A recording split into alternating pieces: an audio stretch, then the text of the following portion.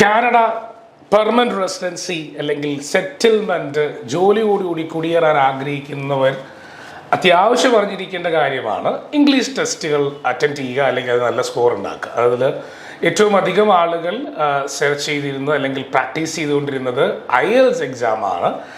IELTS general കാറ്റഗറിയിൽ CLB based ആയിട്ടുള്ള CLB 7, CLB 8, CLB 9 തുടങ്ങിയ സ്കോറുകൾ എടുത്ത് കാനഡയിലേക്ക് പെർമനന്റ് റെസിഡൻസി ഫയൽ ചെയ്ത് സെറ്റിൽമെന്റിന് വേണ്ടി ശ്രമിക്കുന്നു. അതേപോലൊപ്പം തന്നെ സെൽപിപ്പ് എന്ന എക്സാമിനേഷനും അവർ നോക്കാറുണ്ട്. പക്ഷേ സെൽപിപ്പിന് സെൻറ്റേഴ്സും അല്ലെങ്കിൽ അതിൻ്റെ പ്രാക്ടിക്കലി കുറച്ച് ബുദ്ധിമുട്ടുകളുണ്ട്. അതിന് സെൻറ്റേഴ്സ് വളരെ അടുത്തായിട്ട് നമുക്ക് ചിലപ്പോൾ കിട്ടാറില്ല.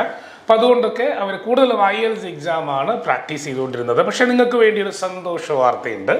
PTE എക്സാമും ഇനി മുതൽ കാനഡ ഇമിഗ്രേഷൻ പെർമനന്റ് റെസിഡൻസിക്ക് ഉപയോഗിക്കാം. അവർ അംഗീകരിച്ചിട്ടുണ്ട്.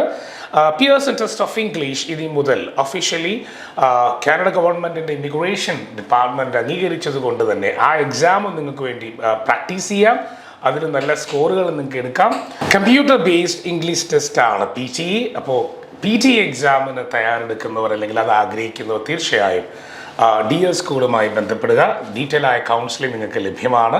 PTE നല്ല എക്സാം രീതി തന്നെയാണ്. നിങ്ങൾക്കത് പ്രാക്ടീസ് ചെയ്യാം. നല്ല സ്കോർ നേടാൻ സാധിക്കട്ടെ. കാനഡയിൽ പെർമനന്റ് റെസിഡൻസി നേടാൻ നിങ്ങൾക്ക് സാധ്യമാവട്ടെ എന്ന് ആശംസിക്കുന്നു.